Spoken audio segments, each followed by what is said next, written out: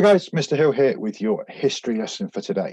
So we're going to carry on looking at the Anglo-Saxons and we're going to move on and start looking at the religious beliefs and practices of these early Anglo-Saxon people. So many people in Britain knew about Christianity from the Roman times. This happened before the Anglo-Saxons invaded. So if you remember, the Anglo-Saxons came after the Romans had left. However, when the Anglo-Saxons came, they brought with them their own religious beliefs. So the Christian religion was only practiced in parts of the country where the Anglo-Saxons had not settled. So if you remember the map we had last time, where we had the Celts and the Picts, it's the area where the Celts were, that's where Christianity would have been practiced. The rest of the country was pagan. So the religion that the Anglo-Saxons brought with them was called paganism. So the Anglo-Saxons were therefore called the pagans. Now, I've got some true or false statements for you to go through. What I want you to do, as I reveal each one, just mark down T for true or F for false, based on what you think. They worshipped lots of different gods and goddesses. They used wooden temples or woodland clearings to worship. They believed in magic, including charms and fortune telling and spells. So they believed that you could see the future by looking at bones, by picking things out of animals' stomachs, that kind of thing. They believed they could use spells to get things to happen, to make crops grow, or to make the rains come. They wore amulets containing good luck charms like animals' teeth or shells. You might have heard of something called a lucky rabbit's foot.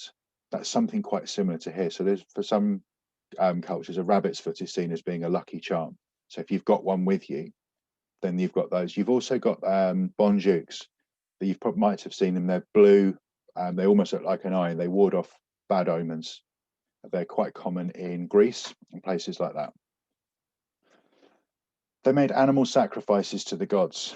So their belief was that if we sacrifice the animals, the gods will be pleased. It will provide for the gods. They'd also use the animals, once they sacrificed them, they'd open them up and they'd look at the entrails and see what omens there were in there. They believed that you could tell what was going to happen next by looking at the animals, the stomach, the heart, the liver, all the various parts and internal organs of the animal. They thought that they could tell the future using those. They believed in the existence of dragons, goblins, and elves. And they buried people in graves with their best possessions, as they believed these objects could be taken to an afterlife. So quite similar to the Egyptians as well. They built pyramids for their dead, and they sent them in with all of their riches. So pagans did something similar.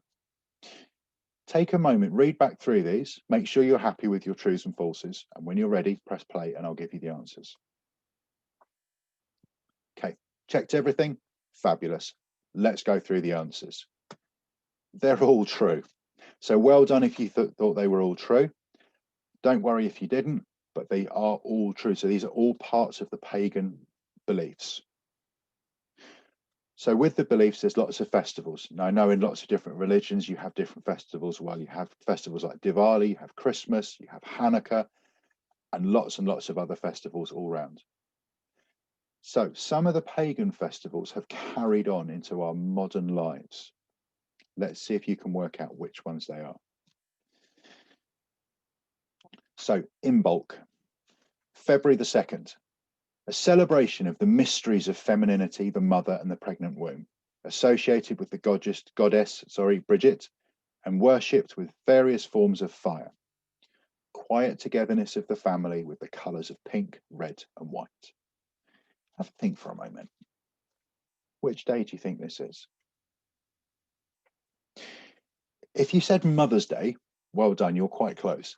So it's to do with celebrating the mother, this festival, and that's why we've taken Mother's Day from it. Eostara, a bit of a clue in the name. There'll be even more clues as we read through this. A celebration of the bursting of frost and the coming of spring. It's a fertility festival. Fertility symbols, bunnies, eggs, and ducklings. It symbolizes a time of new beginnings. Hot cross buns, symbolizing the sun in its perfect balance of equal day and night, were baked and shared. So if you think about a hot cross bun, it's cut into quarters on the top. It shows that day and night are equal length at this time of year. You've also got the birth of the Green Man, who is complemented by the Red Maiden and the Green Maiden and the Red Man. These four symbolize the togetherness of mankind with plants and in nature. Have a think. Can you work out the festival this is? We normally celebrate it with having lots of chocolate. That's right, it's Easter. So we've got the clues in there as well. We've got eggs, we've got bunnies and ducklings. They're all traditionally seen, and hot cross buns are all traditionally seen around the time we celebrate Easter. Beltane, celebrated on May the 1st. Another celebration of fertility and the fullness of spring. So this is as spring ends. You have the maypole and the flowers. And after the maypole is wound, the couples would traditionally go green gowning. You'd have bonfires. So this is a recurring theme in a lot of pagan festivals. There's a lot of fire involved. So at these bonfires, cattle could be purified and couples could become fertile. So the idea of new beginnings again. People would wear green associated with the colours of the fairies. The marriage of the Green Man and the Red Maiden, and the Red Man and the Green Maiden, symbolising the togetherness of all nature. We still celebrate May the 1st. We still celebrate it as May Day. We have a bank holiday, which gives us a day off work or a day off school. We still do the maypole. And if you want to see what that looks like, look it up on YouTube, put for maypole dance, and it will bring up a video to show you what they do. It's the idea of winding the ribbons round the pole. You got Letha, June the 21st, a celebration of summer and the Earth Mother. It's a popular time for marriages, since they believe that this would bring the blessings of the Earth Mother. By this, they mean about having lots of children, because in pagan times, you had big families. A time of blessing for the plentiful crops to be harvested later in the year. So this is a time when you'd be doing animal sacrifices, praying to your gods, asking for good harvests at the end, towards the end of the year, making sure that your crops grew strong and there was plenty of it. I'm going to have a go at this one. I might get it wrong. Lughnasaddath, celebrated on August the 1st, a celebration of the fullness of summer. Your fires, again, as I said, fires feature a lot in pagan festivals. Feasting and games were enjoyed for the day. Men and boys would compete in races, wrestling and rowing, and the winners would be in charge of protecting the villages for the coming year. So the idea is that you prove that you're the best person there to do the job. You have the worship of the Green Man and the Red Man in reverence of male energy. In Mabon, September the 21st, a celebration of the bounties of the harvest. Beer and wine were served in tribute to the generous harvests. Harvest needed to be shared with the entire village throughout the winter in order to incur the blessings of the gods. So we have a harvest festival, which is again quite a Christian thing to do. It's about sharing what we've got with the community. And we quite often will do collections for tins of food and we'll donate them to the food bank. So again, this is celebrating. So a lot of these festivals are celebrations, thanking the gods for what they've got or asking the gods for what they need. So the last bit on this one, you have to share it with everybody. If you were seen as being selfish, the idea is the gods would punish you for being selfish. So I like the idea of the Anglo-Saxons all working together and celebrating together and working as a community, much the same as we do in school. Have Samhain on November the 1st, celebration of the death of summer and the end of harvest. It was believed that the dead could cross over and be with the living. Food and drink were set out for the spirits who were guided by lights and torches. The death of the Green Man. In some cultures, a man from the village was chosen to represent the Green Man and would be ritualistically sacrificed. Witches' Sabbat, the time of year for witchcraft to be prevalent, as the witches could conduct seances and have conferences with the dead. We still celebrate something quite similar to this. We have Halloween. We don't sacrifice people from our villages anymore. That would just be cruel. But we do celebrate with food and drink. We go trick-or-treating.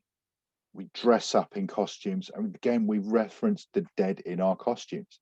We dress up as vampires and ghosts and Frankenstein's monsters. that we do take lights out with us because it's quite dark. So it's interesting to see how many of these festivals that started hundreds of years ago still influence our culture today. Yule, December the 21st, a celebration of the slumber of the earth coming to an end, and the celebration of the birth of the sun god out of night. Have Candlemas. So candles were lit during the longest night of the year. This is called the winter equinox. So you have the shortest amount of daylight and the longest amount of nighttime. Yule logs. 2 Yule logs were burned, one from the previous year and one for the new year. This symbolized burning out the old year, so finishing off the old year and burning in the new year. Again, fire being used as part of their celebrations. Children would be led from house to house with gifts of cloves, spiked apples, and oranges. I don't know how many of you have done this, but at Christingle Festival, you have cloves and sweets spiked into an orange. So again, this is another pagan tradition that's crept over into what we do in modern life. So in Christianity, we still have this.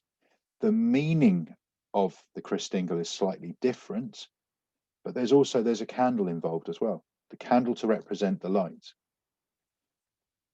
So December, there's Christmas time. So again, we're celebrating. We have New Year's Eve as well, where we celebrate the end of the old year and look forward to the new year. So there's quite a lot of these festivals that carry on today. Some of the names of our days come from pagan gods worshipped by the Anglo-Saxons. So we've got Monday, Moon's Day, the day of the moon. Tuesday, the day of the god of war and combat. So Anglo-Saxons had many gods and they all had different responsibilities, quite similar to the Greeks, the Vikings, and the Romans at the time. So Chu was the god of war. Wednesday, so Woden's Day, the day of the chief Anglo-Saxon god Woden. So he is their king of the gods, if you like. He is their Zeus, he is their Thor. Thursday, Thor's Day, the day of the god Dunor or Thunor. So Thor, we know who Thor is if you've seen any of the Marvel films, has the big hammer, the bringer of lightning and the weather. Friday, Frigga's Day, the day of the goddess Frigga. Saturn's Day, Saturday, the day of the Roman god Saturn. So that even though the Romans had left, they've still influenced how we talk about things today. And Sunday, Sun's Day, the day of the sun, an Old Norse solar. The Pope wanted the people of Britain, including the Anglo-Saxons, to be Christian. So he sent monks to teach the people all about Christianity. He sent St. Columba. He was the first one to try. In 563, he headed to Britain and he built a monastery on the Isle of Iona off the west coast of Scotland.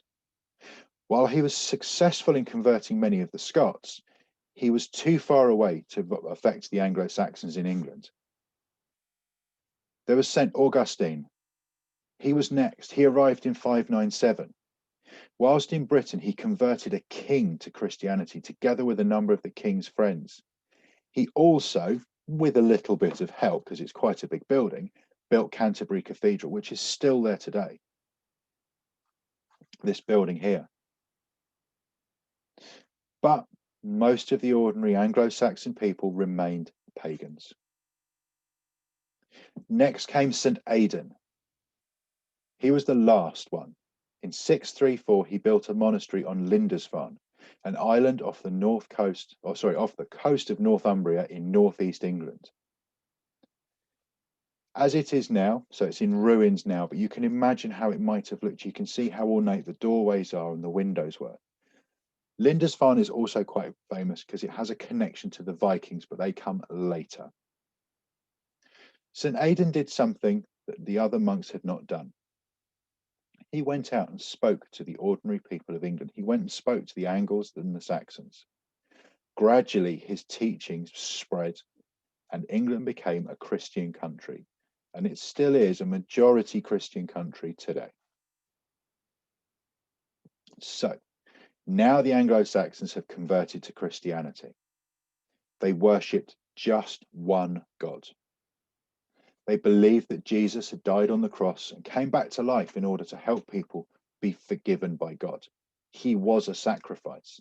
So similar to the idea of the green man, the representation or the representative from the village as the green man being sacrificed at the end of summer. Believe that the message of the gospel is good news because believers in Jesus could live forever with God in heaven. So the idea of an afterlife. The pagans already believed in this. So there's a similar crossovers here. They buried their dead with all their riches, if you remember. They thought of the Bible as the word of God.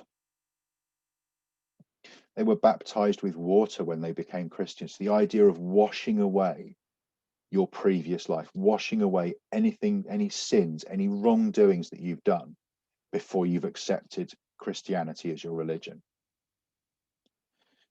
They went to wooden churches to worship God and learn about the Bible.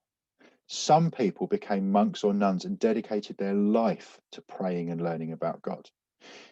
If you go back to the true or false page, the pagans worshipped in wooden buildings or clearings in a forest.